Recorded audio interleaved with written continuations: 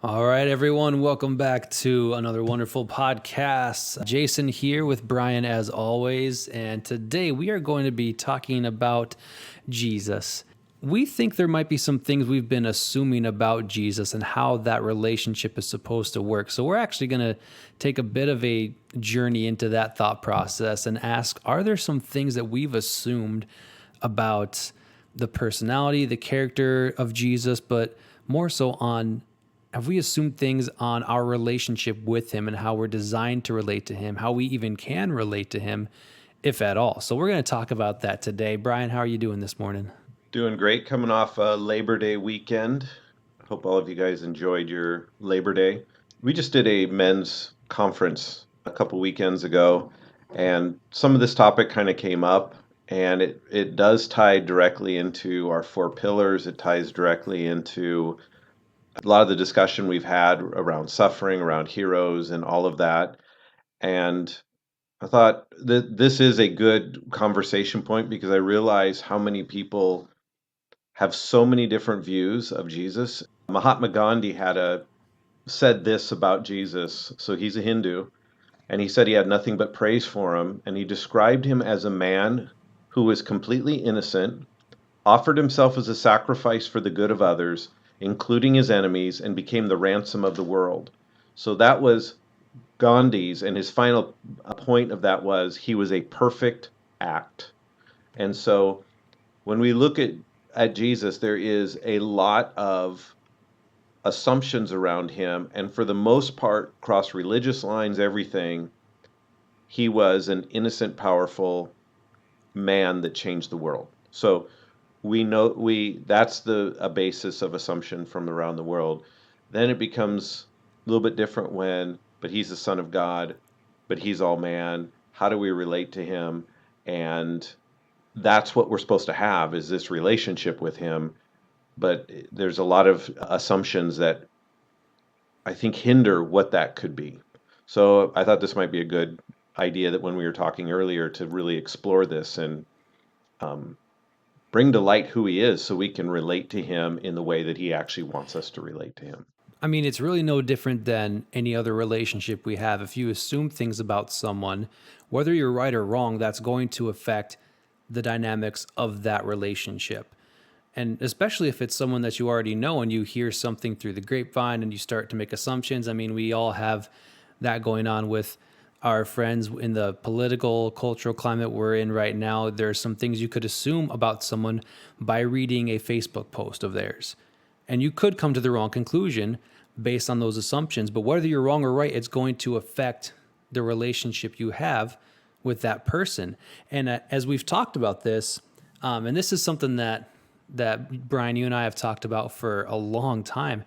As we've talked about this over the years, I've really realized that I had a lot of assumptions about how I was supposed to relate to Jesus, but also how he grew up, how he lived, how he grew. There was a lot of assumptions that I had, and I keep beating that word to death, but there was a lot of things that I just put into his story because of my upbringing, because of the traditions that I was in, that when I really stopped to think about it and study his life in scripture, it wasn't there.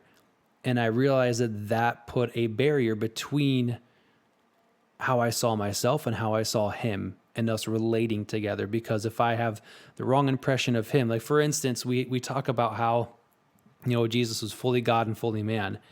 And that's absolutely true. But I would take that and assume that he is somehow disconnected from the things that I have to go through because he's got this fully God card that he can play at any time. And therefore, he can't actually experience what I experience, and he can't actually go through things that humans go through. And so that's one of the things that really, you could say, disqualified him, in my mind, from being able to relate to me. Or maybe even Jason, he could go through it, but he already had a different outcome that was going to be. So Yes, even if he walked through it, I mean, come on, he can walk on water. So what was a storm to him exactly. anyway? Like those are is that kind of what you're getting at? Is yeah, he may go through it, but there'd be a whole different outcome And he kind of already knew that anyway. Right. It's like someone playing with the cheat codes to a game. Like you're not actually facing, you might be facing the same obstacles that I am, but you've got cheat codes or you've got these things that you can do that kind of take you outside of the rules that I have to play by because I can't do things the way that you do. And so there's a bit of a disconnect there because I can only relate to someone and see them as an example of me so much if they're not in the same situation I am. And we see this all the time with human relationships.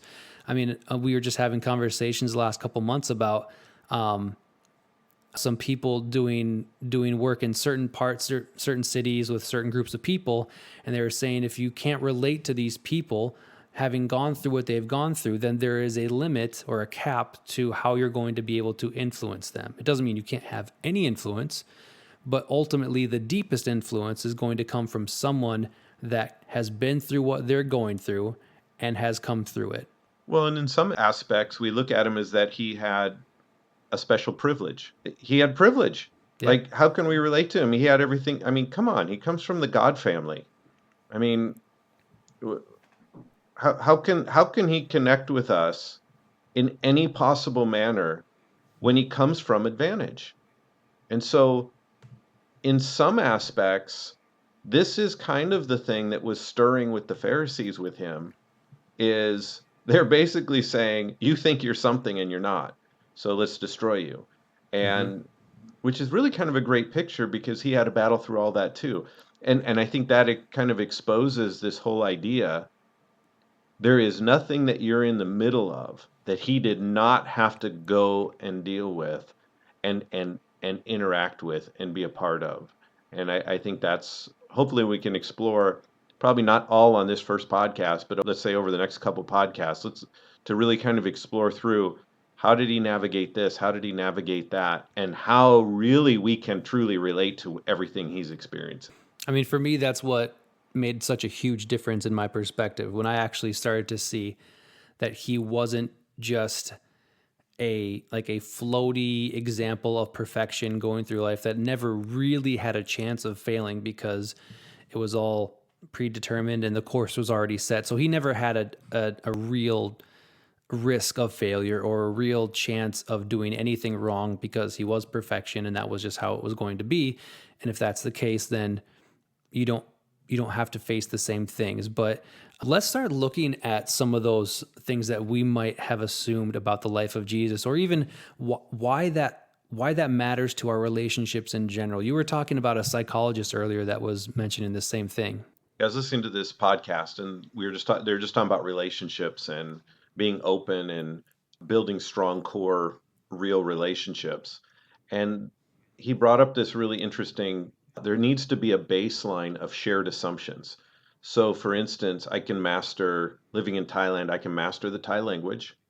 I can I can master how to communicate my ideas. I can master hearing those ideas from other people. But when we start talking, even if we're using the same words and we understand those words, there has to be a basis of assumptions that have to be established first. So if you come from a cultural Buddhist view of life, I'm talking about culturally. I'm not talking about you pick and choose the Zen of life and now I'm going to go to India and discover the Zen and all this stuff. You do not understand what it's like to be in a culture that is geared around this. The same is true if you grew up in a Christian culture and you're around church all the time, you knew the terminologies, there's an assumption there. But even that gets very strange the moment you go to another denominational group that all the words change, that you think you're talking about the same thing and you absolutely are not talking, and arguments start building because we haven't had a shared sense of assumptions about where each person's coming from and the definitions, the terms, all of these things are adjusted. And so, what is the critical point is you have to spend time being around that person to understand their assumptions of the world around them. So, when you're communicating, you're like, yeah, I know they said this or I know they did this, but I get why they did that. Like, I can see the perspective. I shared this I'm not sure if I've ever shared this on the podcast, but we had painters come to our house and they're getting ready to paint the house. And I was super excited. They were coming. And right when they pulled up, I opened the door and started waving at them. And like 10 minutes later, I back and look out and they're gone. They left. And I'm like, like, what did I just do that they left? Maybe they forgot something. So I get a call about an hour later and said, "So you don't want the painters to come?" And I'm like, "Where are you coming up with that?" I'm at the door greeting them, waving at them, and then it finally dawned on me: when you wave at somebody, you're saying no, go away in Thailand. When you wave at someone in America, you're saying, "Hey, how are you doing?" It's almost an open invitation. It's almost like, "Hey, I'm right here. Come on in." They saw it as, "I don't want you to come." So they left. There's a different hand motion where you basically put your palm of your hand face down and you draw your fingers in is the invitation to come in. And I just forgot. So here's a great example of we were communicating and we were understanding each other, but the assumptions were different about what that communication was, and it produced an absolute opposite result. And so that's kind of that idea of shared assumptions. A friend of mine had another great example he shared this last week. So at our church here at Serenity Village, they have this task force that they put together over the last few months to talk about, issues in the community, and whether it's politics, racism, whatever it is. And one of the things they did at one of their first meetings, he said there was about 10 or 11 of them, and they each wrote down their answer to what is racism, like define racism. And they each had a different definition of even what the word meant. And so you can imagine having a conversation about something when we're not even defining the word the same way. And these are people that have all grown up in America. They've never lived outside of the country. It's not a cultural thing. Yet because of our different assumptions, we have different definitions to these words that we use. And I was thinking about this when even something simple, when Jesus talks about God being his father. I mean, I don't think he was using that word how most of us today use it, because at least for the vast majority of my life growing up, it was kind of a cliche Christian thing you say. Yep, I'm a son of God, which means when I die, I'll get to go to heaven. Like that's really what it meant for me growing up. But when Jesus was making this declaration, it meant something different. So, Jason, you're not referring to the word father itself. You're referring to how Jesus may have been using father. Is that what you're? So yeah, the concept of it. So not the definition of the word father, but when we say, okay, I'm a son of God, I'm a daughter of God, most people, the people in my circles growing up in Christian world, it wasn't so much that we didn't view it how we viewed our relationship with our earthly fathers, to where, we have similar facial features, we have similar personality traits.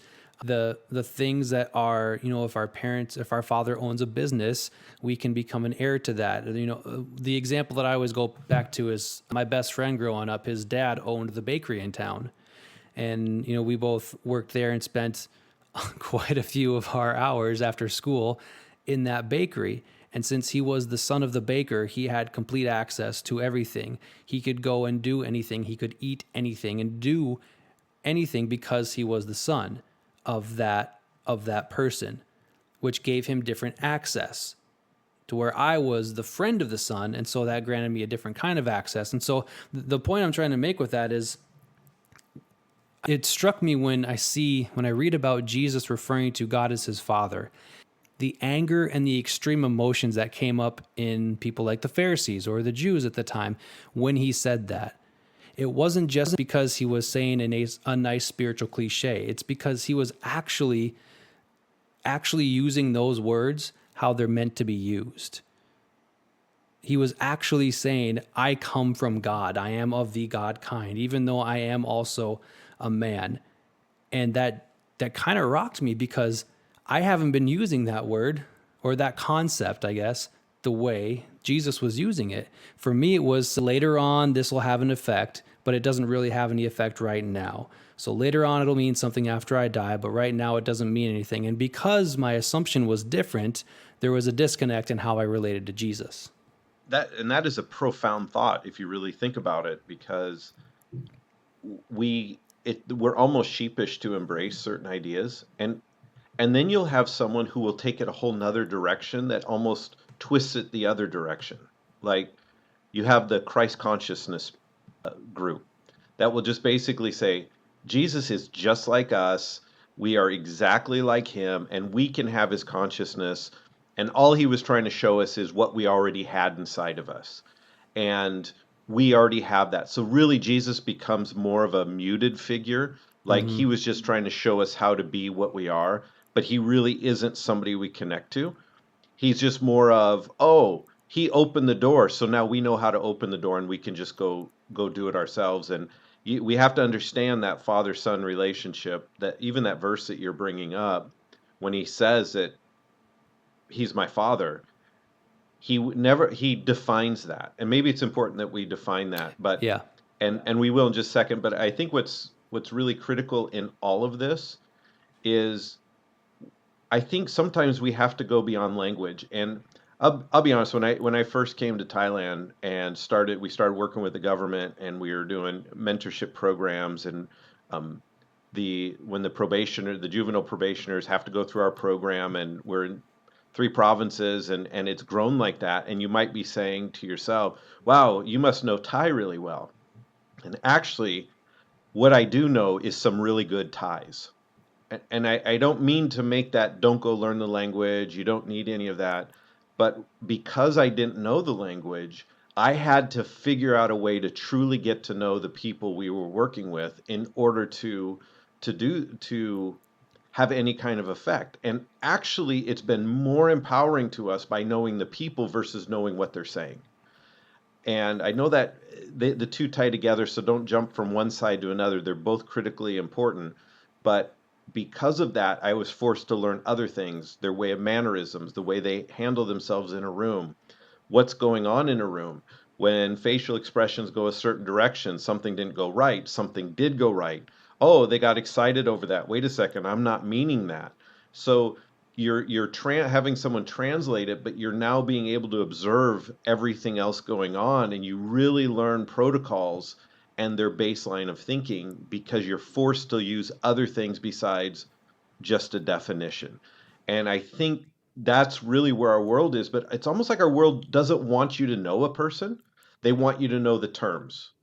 And it's almost a division in and of itself. It's like a deliberate division, that if you say the wrong word, if you say a person, if you say an idea, immediately you're categorized into something. And now that's where the group is. But our whole platform is about the individual. Jesus was about the individual.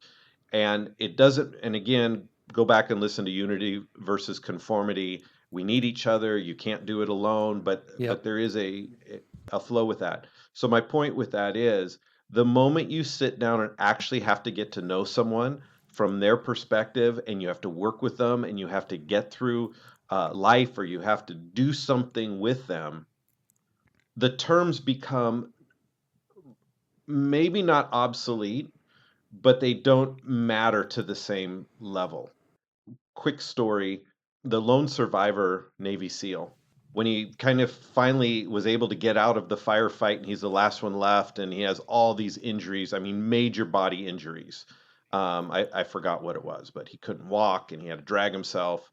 And he's at this riverbed, and all of a sudden, this Afghani man came and met him at the riverside, and the soldier's about ready to shoot him, because I'm going to lose my life because you're Afghanistan and I'm American soldier in your field.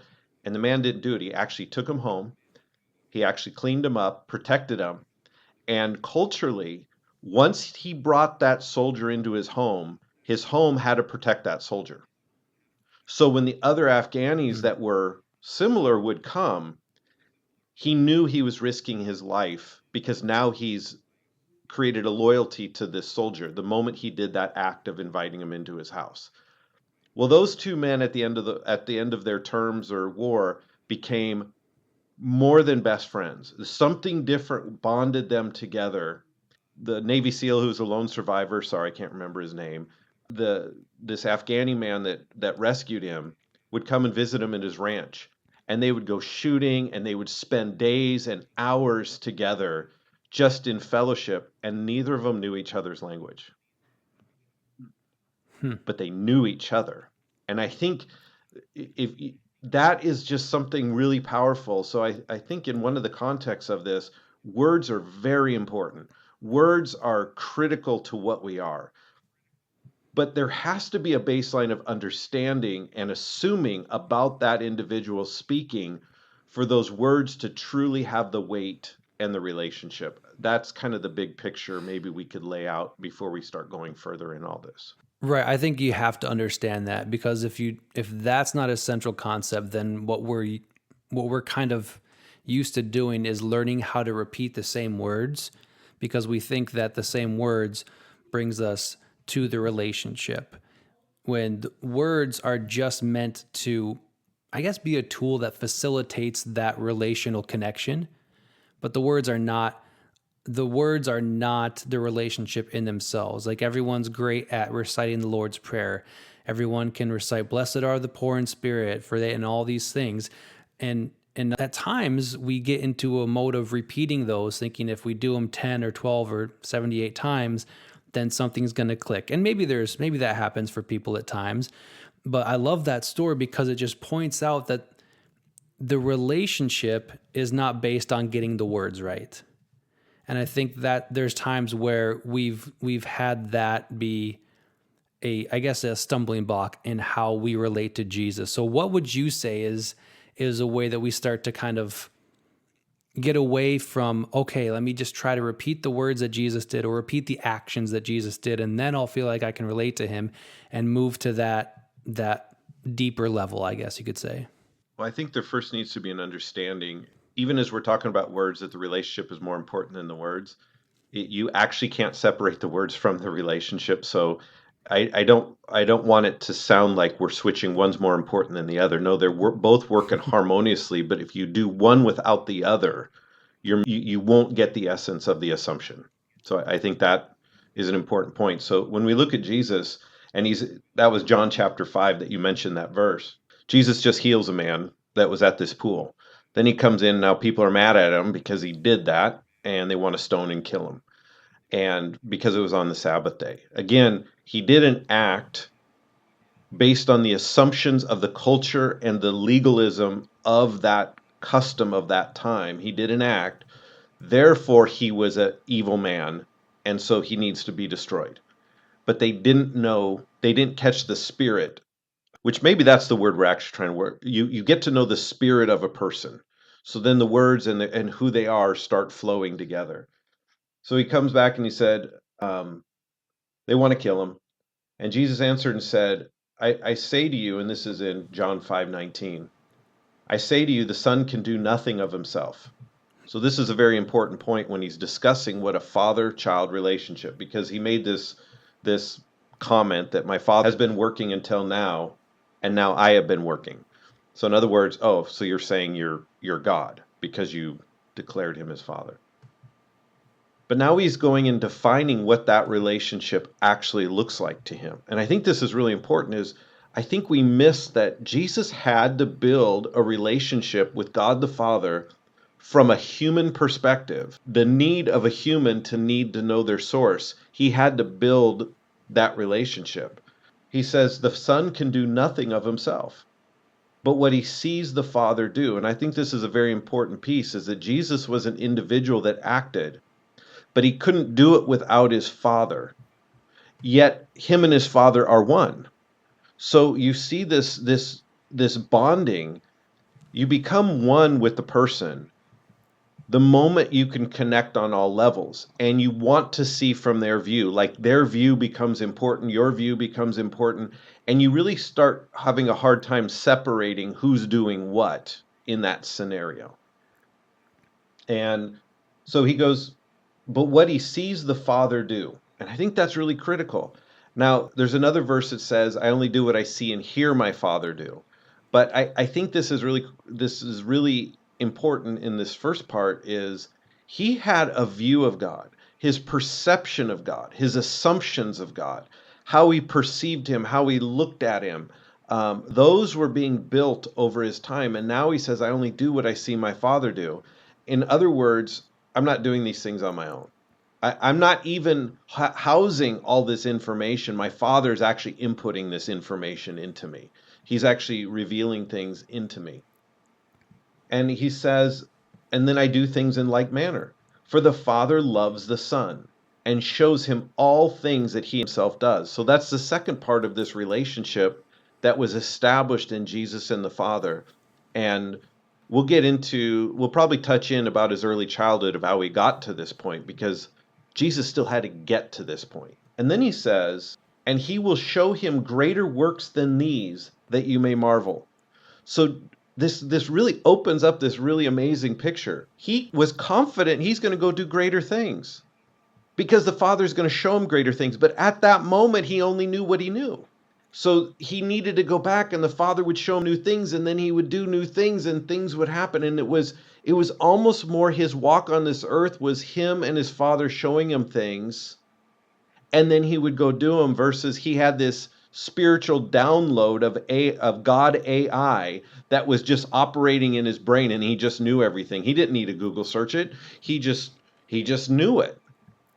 But that isn't what was going on with Jesus in his life. So it becomes important that Jesus had to learn in the same manner that as those that receive Jesus, you're born again, your heart becomes clean, you become sanctified and holy. Now we are walking in a similar pattern to how Jesus walked. Now, just lose all of your conceptions of what that means and how we deal with life. The reason you're having an assumption, some of you out there, is because you have a wrong interpretation of what this is actually meaning. So hopefully we can peel back those assumptions and get into that idea. Let's look at some of that. So, because that's really profound when you put it that way. For me at least, and I know a lot of other people, we've grown up with that idea where Jesus showed up, and when he was born, we've got some gray area, maybe in early parts of his life, but basically during his entire ministry, he was walking around with all the answers for everything that he was ever going to do.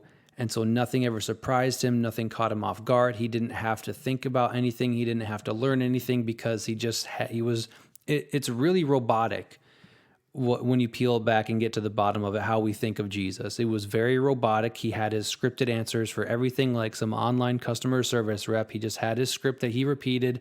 Whenever, problem A came up, you go to section B and here's your answer for that. And there was no varying from that. But if we look at it as him growing and walking in that active relationship, now I can actually start to relate to him a little bit, because none of us, if we're being honest, feel like we have all the answers. Might be the most obvious thing ever, but we all feel like we're growing. We all feel like we are learning in this journey. So maybe we can look at some examples of his life where he actually experienced what it was like to hear his Father's voice, to have to walk in that, and what it actually meant for him to experience all those things. Yeah, so maybe just hop into how he was born and the environment he was born into. And let me just throw one thing out there, because I kind of want to, if we could tie into who we are to what he was doing and start building that relationship even during this podcast, I think it's going to add a lot. So just in the idea, when I said that when Jesus said, I'm going to do more marvelous works because the Father's going to show me them. The Father shares everything with me. There is some out there that says, well, see, we don't know some of that stuff till heaven. So now, again, there becomes that disconnect the moment he even said that. And so I think it's interesting in 1 Corinthians chapter 2, verse 8, it says, none of the rulers of this age understood it. For had they would not have crucified the Lord of glory. Rather, as it is written, no eye has seen, nor ear has heard, nor heart has imagined what God has prepared for those who love him. Right? So we've heard that, like we just don't know. But then Paul goes on in verse 10, but God has revealed it to us by the Spirit. The Spirit searches all things, even the deep things of God. In other words, that is no longer true for you. Once you believe in Jesus and you become part of him and you're born of him and you have his spirit, you're now in that same scenario that Jesus was just saying here. Now, I'm not saying you're the sacrifice for the world, and I'm not saying your authority is above Jesus. And again, that becomes a different conversation. I just want you to see that the arguments that we could disconnect from Jesus, actually, those things have been given to you as well. And that becomes very important. So, going back to his early childhood. Well, I mean, to be honest, I would see the story of him when he was a young child in the temple, and him teaching other people in the temple as a kid, and then his parents are looking for him, and he says, "Well, didn't you know I'd be in my father's house?" and all those things, and right there, just the way that whole story of his life is kind of laid out, it painted this picture in my mind of, even as a little kid, he already knew everything. And so at that moment, at least, maybe he had some growing before then, but in that moment, he knew everything. He knew he was the Son of God. He knew what kind of miracles he was going to do. He knew he was bringing salvation and all of these things. And so anything after that is basically just running on default. It was just like everything had been recorded, everything had been planned, and hit play, and his ministry plays out over the rest of his life. That's how it always seemed to me growing up. Well, how about we'll do this fun little exercise, Jason, of tell me what your assumptions are about the content, about the environment, and about that scenario. What are you assuming? I'm assuming that he's in in a temple with a bunch of teachers around him. I mean, he just shows up and they're teaching the kids, and he as a kid starts correcting them and instructing them, correcting their theology, correcting their the way they're looking at scriptures, and knowing that he needs to go, but not going because he knows what he's doing is more important than what his parents want him to do. And he's already kind of in this superhero ministry mode. It is very interesting how many stories we've heard and we've grown up culturally knowing something, but then when we actually go back and read it, how it can change a perspective and how we have almost ignored what is actually being said about that. In considering how he was in the temple, in Luke chapter 1, verse 46, it says, "Now so it was that after 3 days they found him in the temple, sitting in the midst of the teachers, both listening to them and asking them questions. And all who heard him were astonished at his understanding and his answers." So I think it's very important to kind of take a look at that. He was not doing any one of those things. He was actually doing the process and learning and hearing them and asking questions and prodding, and there was a hunger to know more. And whatever his response was to the people, they were astonished that he got it, like he understood it. So if we put that story now back into that perspective, how much does that change of how he developed? In other words, he had to go learn. He had to go ask questions. He had to go pursue more information. And I think that's a really great picture for the first part of what you're talking about. But then let's also flip over to the cultural consequences that Jesus had to grow up in. Jesus is at 12, 13 years old, you become a man. So they did not have adolescent time. Like we didn't have our 4 years of college while you're still a child, and then you start life as an adult. You were an adult when you're 13 years old. So you had bar mitzvah, it was your calling out, you're doing this. So they were also at a gathering that the whole nation was coming together for this celebration. So everyone was there. We also assume that the temple was set up like our normal church, where you go sit in the pew, you're ushered in, you're given the bulletin, you sing your 3 songs, you take the offering, and then the pastor speaks for 45 minutes. But if you're a kid, sometimes you go in for praise and worship, sometimes you just go straight to your Sunday school class, and now you're sitting in with the teacher, just like a Monday morning classroom. They tell you a story, you get to play with some game, you may do an activity, and then you go home. But you're not there to talk, you're there to be taught. The temple was not set up like that. It was set up that the rabbi would read a scroll. So here's probably the better way to picture this. You're coming into adulthood, so you're not the only 12-year-old sitting in this arena. You're with the men. You're learning to become a man in this environment. So imagine you're in a small group where a topic comes up and everyone's interacting around that topic. So we don't know if he actually was teaching them a new idea. We don't know if he was just bringing to life what he saw when he read that, but he captured their attention. And this was normal. And so he's about doing his thing and interacting with that. So if you put that into context, he wasn't the only 12-year-old kid in there. This was normal cultural things, but because of his words and the way he communicated, he spoke differently, and that captured their ears. So in the sense he was teaching them, it was probably like, okay, where did you come up with that idea? Well, da, da, da, da, da. Well, where'd you come up with that idea? Da, da. And he would walk through his thought process. That right there would be a more cultural, realistic thing that was going on with Jesus. How does that change the assumption of what he was doing inside that temple? I mean, for one, it makes it less of a fantasy fairy tale scenario, like it's some kind of scene created in a movie, and it makes it more of a normal, everyday, going through life occurrence, where it's you're in a situation, and by the nature of who and what you are, this comes out of that situation.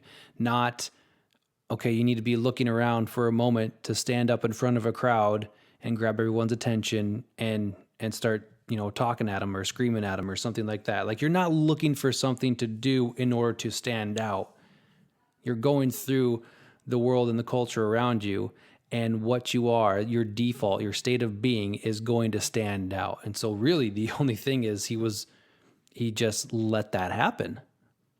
It's a much more natural outflow, I'd say. Well, and I think the other thing is they were trained in an environment to learn how to argue scripture. I Mhm. don't mean being argumentative towards each other, but they were taught how to wrestle through scripture and how to argue with each other. It is part of the real reason why there was a separation of the men would go in one area and the women would go in another area. There's some cultural things to that that isn't sexist. It was just how men interacted around things. And so you would wrestle through that scripture. So you were given permission to speak. He didn't just like take over and an angel came down, blew a trumpet, and this orb floated around his head, and he just began to declare these oracles. No, he's still learning these things, but there was something much deeper, and part of that was being reinforced by his parents. Like, we had this messenger, you are the Son of God. You're a miracle birth. But I don't know if he fully captured all that. But what he was doing is Joseph or someone began teaching him, God is your father. God is your father. God is your father. And so with that, he's learning his father. And so when Mary comes and is disappointed that he's not there, which you would say two parts. What kind of mother leaves and you get halfway down the journey or however far they got and you realize, where's Jesus? So it wasn't abnormal. He probably was not hanging out with her the whole time. She assumed he was with some other family member or some other part of the group. So him being away was not a big issue. But when she realized he wasn't at all there, she went back and he's like reminding her, I have to be about my father's business. And so that would be a normal cultural thing that the father would bring the child out into the world and learn how to interact and learn how to be in these environments and learn the community and learn all those things. That would be a normal father doing that. So there is a statement being made, but what's being clarified of who his actual father is, because it wasn't Joseph bringing him into that. God was bringing him into that. And so, yes, there is some divine things that he learned, but we actually have those same tools now in our current as a born again believer, because Jesus is trying to teach us those things too. So there's still a comparativeness, but not all of that was so abnormal. So do you think that that should change a lot of it for us? So a lot of what he did, maybe you could say, wasn't as as Hollywood as we make it, to where it's like, man, this situation can only happen if you scripted it out. And it seems like this wild story because it's so far out of our culture. It's so far out of anything that's normal to us. But for him, many times it was just going about his business. And not that it was like a lazy, he didn't have a laziness about him, but we look at it sometimes as he was constantly looking for the big moment, the big highlight of the movie moment, and he just keeps hitting those moments all the time because he's just on this mission for those big shocking reveals in those moments. But maybe it was more of he's going through life and culture, and it's not unusual, it's not abnormal for him to be in this situation or this situation, but who he was came out, and that's what it made it abnormal. Because if I look at things that way, it's actually a lot easier to relate to someone like that. It's a lot easier to relate to someone who has an identity, they're walking through the world that they're in, and it comes out. Well, and I think sometimes Hollywood and just maybe even our perception of how we talk about him, and let me just say, he is the King of Kings. He is the Lord of God, Lord of Lords. He is the Son of God. He is deity. He is one with the Father, but he's taken on this form of us to bring us into that. And so none of this cheapens who he is. What it should do is show how much God loved us, that he's willing to put himself into the lowest form of life so we could connect and be raised up. That's the humility that we should be experiencing that. But it doesn't cheapen him, and none of this is to make us more confident and him just a normal guy, and it's not that. I would add to that and echo it. So none of it is meant to make him seem less godly or appear as if he's, only three quarters godly. None of that. Obviously, we cannot put him. You can't think too highly of Jesus, and we're not trying. I'm not trying to take any of that away from him. But I will say it's interesting that more often than not, the surprise that happens to people around him is not, oh, wait, you're just a man as well. The surprise is, we know you're a man. We see you as completely human and completely a person, but now we see that you're also the Son of God. That's more of the surprise for them. It's not so much, because we would kind of look at it the other way. I'd say we see Jesus as 100% God and holy, and we're surprised at his humanity. It almost seems like it's the opposite for people that he interacts with. Boy, that's a great perspective, Jason. Boy, we should just take and capture that just for a moment of, in his time when he walked, who do you think you are? You're not the Son of God. We now say, you're the Son of God. You never really were human like we were. That perception needs to run through this whole entire idea of, how did the people view Jesus in that time when he came? Not as a Son of God, not in any closeness. And that should bring us some powerful realities as a believer. And the other thing too is, Isaiah, when it was prophesied of who would come, Isaiah 53, 2-3 says, he grew up before him like a tender shoot and like a root out of dry ground. He had no stately form or majesty to attract us, no beauty that we should even desire him. He was despised, rejected by men, a man of sorrows, acquainted with grief, like one from whom men hide their faces. He was despised, and we esteemed him not. Think about that is Jesus. I think our brain has a hard time picturing him that way. And so, but it's important that we remember that image. But I will tell you, if you know that image, you'll really understand what he is as the Son of God, and it'll create a deeper love between the two. I think that's where things need to start for a lot of us when it comes to being able to relate to him and rethinking or unlearning some of these assumptions we've had, because that's ultimately where the relationship has to be rebuilt, as you talked about at the very beginning, to get to those shared assumptions where we're looking at things the same way that he did, because otherwise it's going to be really difficult to have a meaningful relationship, but then also to walk in a meaningful relationship and actually see him for who he is, and then see ourselves for who we are. Well, just even ponder that idea of, well, how am I supposed to go about life from where I'm at when I'm despised? Right. Where do I go from there? So everyone in this world that feels despised, disenfranchised, left out, that was Jesus. But he didn't approach life from a place of malice. He didn't approach life from a place of, I'm going to get even with you. I'm going to prove you wrong. He didn't approach that. Now, he knew, he began growing and knowing who his enemy was, but it wasn't people. But people adopted the ideas of the enemy, so there would be a clash there, but it wasn't really against the people. It was against that thinking and the source behind them. Well, he dealt with that with his community, but also with his family and the people in his city, to where, and how many of us can relate to that, where it's, man, you've changed so much over the last handful of years, and the people closest to you just cannot see that change and can't see the new person you become. I have gone through that, and it's not an easy thing to walk. There's times you have to distance yourself from people that have been very close to you because for their own reasons they refuse to see you as anything different than what you were when you were a kid or in college or in your 30s or when whatever it is. He had to go through that as well. He can relate to that exact feeling. Like the more of those examples I see, the more it's just like I really can relate to this guy. You said something, that idea that like when we're around people and you begin to change, and it's usually for the better. There's sometimes for the worse, but let's just say for the better. And you start breaking that norm of how they viewed you. Maybe they got Yeah. to like you the way you were in this realm, and then you start changing and you grow beyond it, and then they start almost not liking you and not being relatable to you.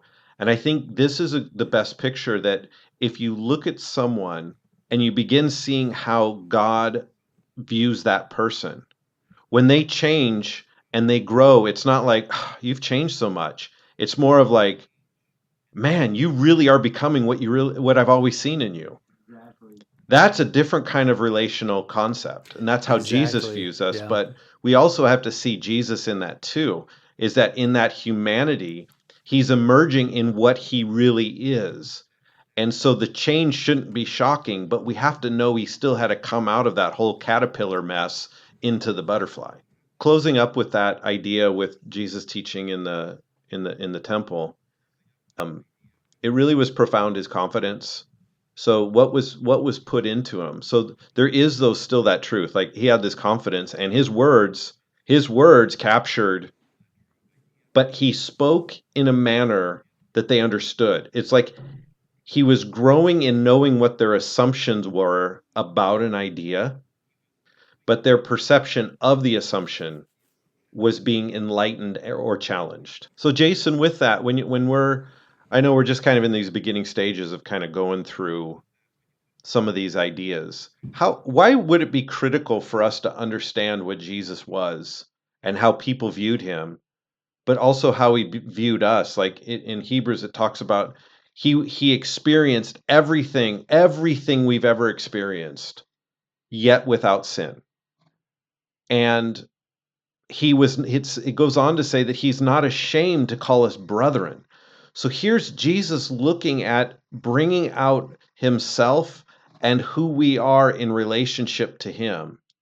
So as in John 16, I believe, says that his desire was that we would have the same fellowship that he has with his Father.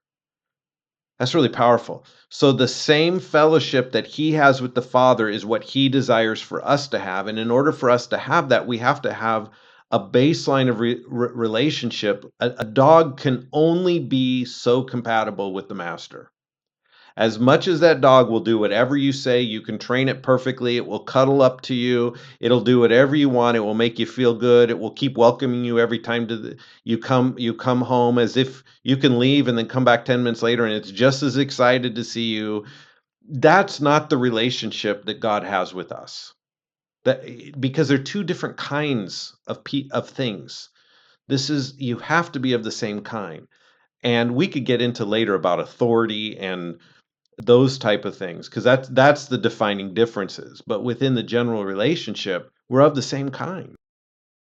Well, I think that's where it has to start. Without that, you're honestly, you're likely to be just stuck in this spiritual cycle of feeling like you're not hearing the voice of God, feeling like you're not connecting with God, feeling that you're distant because you're constantly trying to relate from the wrong position, because you see God as something because of your assumptions, you see Jesus as something because of your assumptions, but almost more importantly, you see yourself because of your assumptions in the wrong way. And because of that, all the lines of communications don't go through. Like if you're so busy sitting there thinking, woe is me, a pitiful sinner, then I'm not surprised you're not hearing the voice of God, because he doesn't talk to that person. He doesn't talk to you as if you are some low down, filthy sinner, because you're actually not that anymore. But the enemy would love nothing more than to keep us in that mindset and that perspective, which is ultimately what we fight against, that renewing of the mind and seeing things in that, I would say, that proper perspective, that proper light. And so it's, for me, that's what changed my, you can say, my spiritual walk, was seeing that new perspective.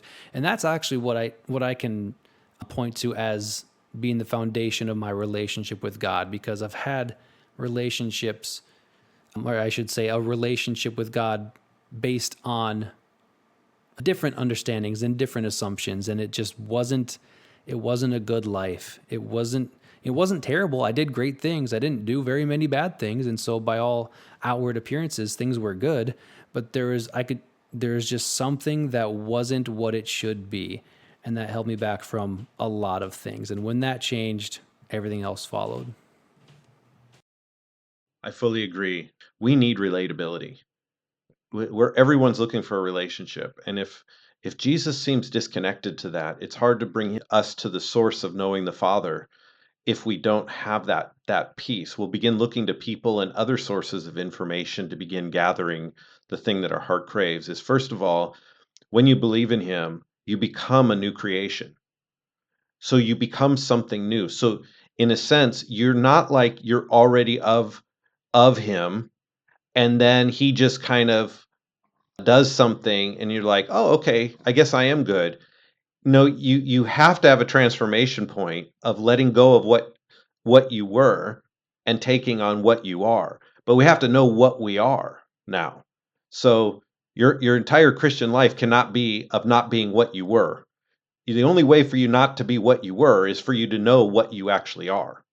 So that's a critical point in this. Second, you brought this up, and I think it needs to be highlighted again. When Jesus came on this earth, he had to reveal that he was the Son of God. He didn't really tell people he was, but based on what he did and how he acted, people knew. And that's what changed things. So he went from a humanity point and he revealed that he was the Son of God, that it was a miracle to believe on him. But in our current day and age, we look at Jesus as the Son of God, and we kind of don't relate to him from the human point of view. So it's almost like he has to prove he's still human. And how do I know that? Because the disciples, after he ascended into heaven, he comes back and shows up in the room, and they're like, a spirit's here. Like they thought it was like a spirit. And Jesus says, no, I'm still Jesus. And he eats with them, shows them the scars, and he eats food. And then he passes back through the wall.